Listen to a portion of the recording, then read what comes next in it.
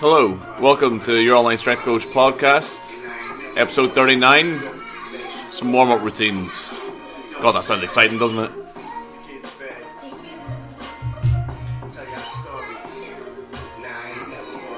Hello, welcome to episode 39. Today is the 3rd of September 2015. Only going to be going English, why are you so difficult? Only going to be recording one episode tonight, just because it's 9:15, and when I record the intro and outro, music is quite loud, so I think my neighbours would really appreciate me doing another one of these coming up on 10 o'clock. If you listened to the show yesterday on the powerlifting peaking, you'll have heard that I recorded a 30-minute response to a PL 700's question. That's not going to happen just now. It's too late. It will happen. I'm going to do it on Sunday, I think. Don't normally get a chance to do this sort of thing on Saturday. Normally do, like actual real human people stuff, like spend time with the SO and actually do some fun stuff. So I won't be talking to myself on Saturday. I say that for our Lord's Day Sunday. Our Lord Ronnie Coleman, juicy be thy name. So yeah, today's question is a bit more of a practical one, which is not necessarily a bad thing. Again, from episode 36, quite a lot of love on that one, so all good. Adam PF 26, could you run through some solid warm-up routines or some key stretches, areas worth addressing, i.e. shoulder health? So this is a fairly reasonably important topic. One that can be done at death or not done at all normally. So if you're looking for just a generic routine that you can perform to get ready for any form of lifting activity or any form of athletic session or kind of session you want to do, DeFranco's two sessions or two warm-up sessions are really worthwhile checking out. So he's got the Agile 8, which is the original. It probably takes about 4 to 5 minutes to complete. And then you've got the Olymbra 11, which is a more recent updated version for which you'll need a release ball and a foam roller. And again, it's a really good routine. It's actually one that I try to push reasonably heavy with the lads on a Sunday after a Friday night game. Just to get them, because it covers all the basic areas, and sometimes it's because I hear my voice so much, it's good to, even if they could just take it off a sheet rather than having me lead them through everything. Try not to spoon feed people as much as possible, because it gets really old really quickly. So those are two kind of cookie cutter, well, not to say the cookie cutter, but the kind of pre-made routines that you can check out. Definitely worthwhile. As regards like key things you can do, I guess there's a whole different ways doing it. Like if you're prepping for like a clean session, if you're prepping for a snatch session, if you're prepping for just a generic powerlifting lower body session, if you're prepping for an upper body session, or if you're prepping for a sprint session, or if you're prepping for like a conditioning session, the things that you do will vary fairly wildly. Even for instance, one thing we do on 4 to 5 times a week is warm guys up for rugby sessions, warm them up for conditioning sessions. We try to vary it as much as possible. We try to not have the same 2 warm-ups the same, just for variety's sake, and it gets real boring after a while if you do the same shit over and over again.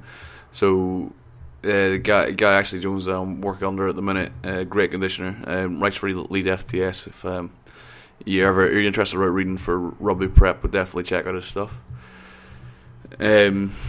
He says you should never have 2 warm-ups the same, and to be honest, having seen other conditioners in the past, I'm still kind of coming through the ranks in the rugby world. So having been with a few other conditioners and seeing how he does it, it's definitely the best guy I've seen with warm-ups.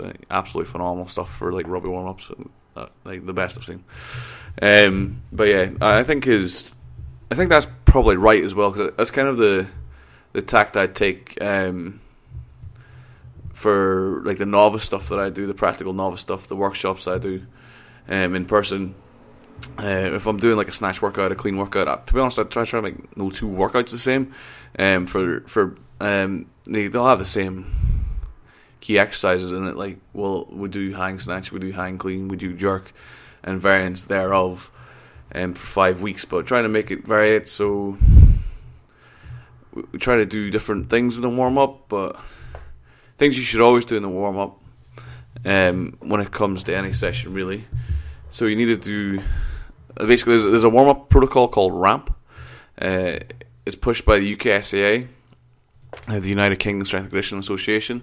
It's more of like a principle than it is like a set guideline or a set warm up protocol.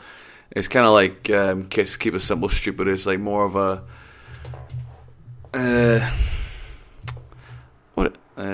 it's an anacrim. I'm not pronouncing that word wrong, no doubt. But it basically stands for RAMP. R is raise, so that's raise the core temperature, raise your heart rate. A is activate. M is mobilize, and P is prepare. So if we go off that kind of 4-letter anacrim or those primers, so let's say we're gonna do let's do 3 different warm ups here quickly, so you can kind of see how it goes. Let's do a warm up for a snatch workout. Let's do a warm up for a squat workout, and let's do a warm up for a bench workout. So for the snatch workout, the raise, what we can do for there, we can do a little barbell complex. We can do hang snatch, overhead squat, drop snatch, SOTS press. So 4 exercises, and maybe we go through that 10 times. Take a break, and maybe we do 2 or 3 sets of that.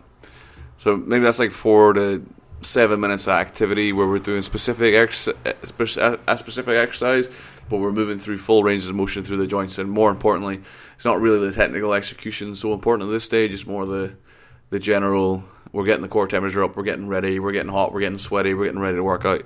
So a barbell complex like that would be good for snatch. And then for activate, so this stage we start to look at maybe key deficiencies or key things you need to work on. So for female lifters, maybe this is time when you start doing more of your glute med sort of stuff. Start doing monster walks with bands, hip bridges, things like that to activate your glute abduction. Maybe if you knee vogs a lot and something you're working on. Maybe for a male lifter, maybe there's a certain, or for another lifter, maybe you're working on punching up in the catch. So maybe you start doing heavy drop snatch. Maybe that's your activation work. Maybe you start doing some heavier pressing to emphasize utilizing the delts and the triceps. Maybe do some power jerk, working for power jerk and the like squat jerk, and then maybe the drop snatch. Take a sequence of really emphasizing that, like punching up hard to receive the bar. And that could be your activation activity for that drill. It's an opportunity to either work on a specific deficit, maybe strength deficit, like lower back strength, glute strength, shoulder strength, or a certain technical point you need to kind of prepare for the session. So activate in this physio sense is like you don't fire your glutes properly, you don't fire this properly, blah blah blah. I like to think of it more of a holistic sort of term, as in it's somewhere for you to prep maybe where you're deficient. So that's raise, activate, mobilize. Again, I like to use specific things. So for example, if your calf range or your ankle range is poor, this is time for you to get into your knee to walls, get into your all kinds of calf stretches, like tibialis anterior stretches, gastric stretches, soleus stretches, barbell squat stretches, goblet stretches. Or if you maybe suffer from tight hips, it's a good chance to get on the release ball, release psoas, goblet squat holds, band assisted stretches, that sort of thing. Because you're warm, you've done a bit of activation, now you can kind of spend a bit of time working on specific problem areas for you, and then prepare. So when we just start doing the first exercise of the workout, so say it's hang snatch, so we start doing the bar and then working up weight until we hit working weight, and then we start the session. So that'd be a snatch workout. A squat workout, let's say, so raise for a squat workout, maybe do sets of 10 with the bar, maybe do 5 sets of 10 with the bar, something real simple like that. Activate, again, similar scenario where maybe we're looking at, let's take two deficiencies. Knee valgus, real easy one. You do wall stretches, barbell wall stretches with knees, with bands around your knees to really emphasize sitting back and pushing your knees out. Emphasizing that specific knee control, not the kind of general physio knee control, but a lift specific, coordination specific task that are actually going to feed into what you're doing in the session. Maybe the other problem is you lean forward too much out of the bottom. So again, that can be addressed maybe with wall squat, or alternatively can be addressed with maybe 5-second hold pause squats, maybe looking at like around 60 to 70%, sets of 3 for that. Like, it doesn't have to be some pissy little drill. It can be an exercise that prepare you for what you're doing. Maybe it's 70% of working weight you're working with. So you've done your 5 sets of 10 on the bar, different tempos, pausing in different areas, but short breaks, just like raising 4 to 5 minutes doing that. Now you've done your specific drill, whatever it is you're working on within in the activation phase, and then for mobilization again, piss easy.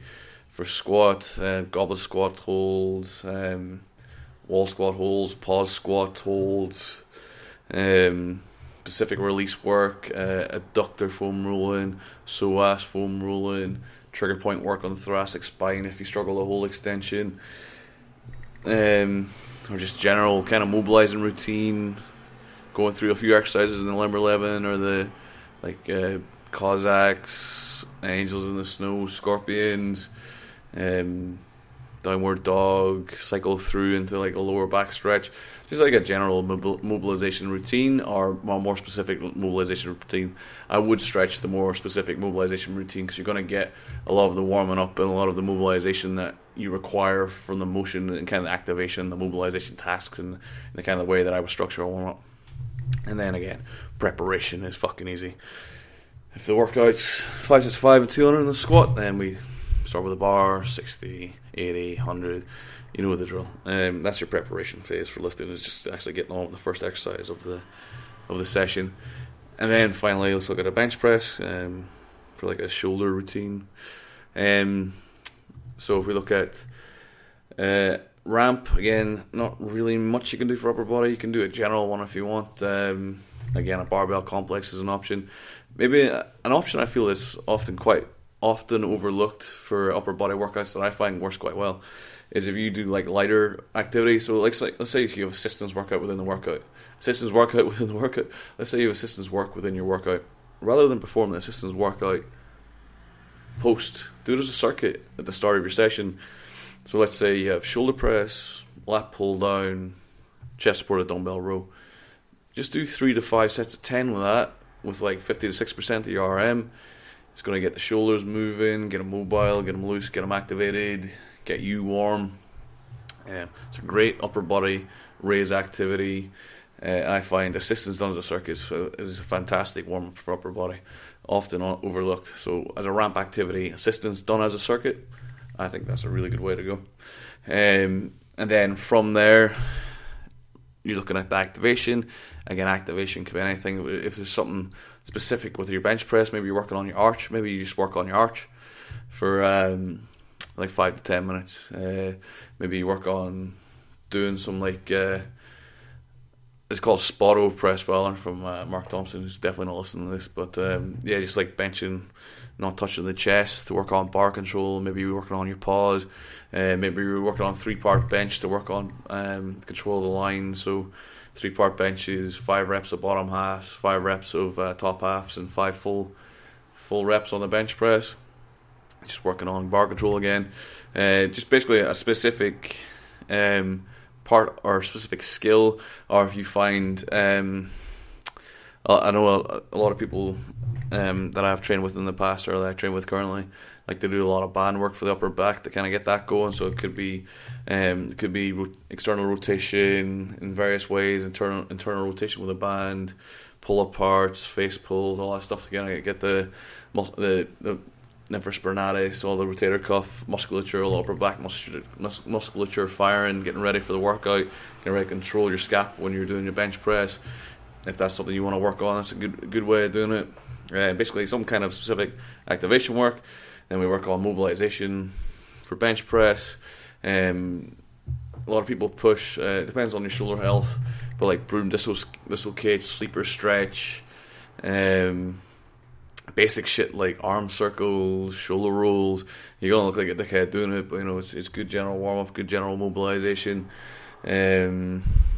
Like a lot of foam rolling on the lats.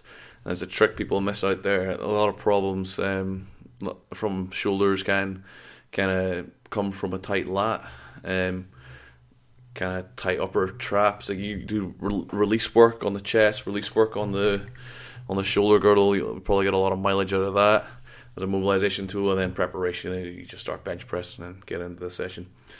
Generally, I think if you're going to do a good warm up lasts anywhere from 10 to 20 minutes. A lot of people skip the warm up out. My warm-ups tend to be about 5 to 10 minutes. If I'm feeling specifically stiff or specifically tight or specifically tender, then say for a squat workout, what I'll do is I'll just start my preparation, because it takes a little while. So maybe I'll do sit on the bar 10, say, and then maybe do like a little stretching circuit, another set of 10, a little stretching circuit, another set of 10, a little stretching circuit, and then I'll just go right to my preparation phase on the ramp protocol. Hopefully that's give you some ideas. Could probably talk about this topic for a lot longer, but I'm going to cut it to 16, 17 minutes. I think that's long enough on warm-ups. Again, like I've said before, like I know quite a lot of people probably enjoy the esoteric questions, like the things like the how far can we go, the one that I'm going to be answering on Sunday, how far can you go, things like the periodization. That is probably something I think I talk to probably a little bit better, and probably something people find quite interesting. So I'm obviously going to keep answering those questions. I'm going to answer any question really at this stage, let's be honest. But I think this kind of question is good because it gives practical. So I like to get a lot of these kind of shows out. So if you have any specific programming queries, any specific problems with your lifts, any specific stretches, any kind of specific practical quandaries that you have, I'd be more than happy to answer them, because I think to get a catalogue of that kind of content is going to be very valuable going down the line. So very happy to answer those sort of questions. So this sort of question is kind of perfect, really. Okay, and that's going to conclude episode 39. Yes, 39. Yeah, as always, like, subscribe, please leave some comments, questions below, hate mail, send it to speedpowerperformance@gmail.com. I've been Mark, and I'm going to leave you with some more sweet-ass hip-hop. Prodigy, Stuck on You. Alright, check it Sunday.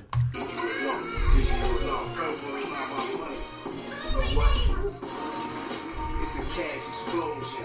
It's raining dollars. We made it to stardom. The new albums with 50-50 joint ventures. It only gets better and better. Might treat myself to a nice Ferrari for the winter. Gave my whole crib up. Do not enter. Cause a nigga inside with the shot, he got a temper. And I play it by the book, man. I thought he was a burglar. I'm getting off cause I served the US and abroad with that shit they want. More money than any dope man can ever see. Man, Escobar ain't got shit on me. I'm like Travis John, cause I MD. And I do surgery on a nigga for free. When he come to that Chavo, we getting box loads. I pop a nigga over my money, man, all I know him.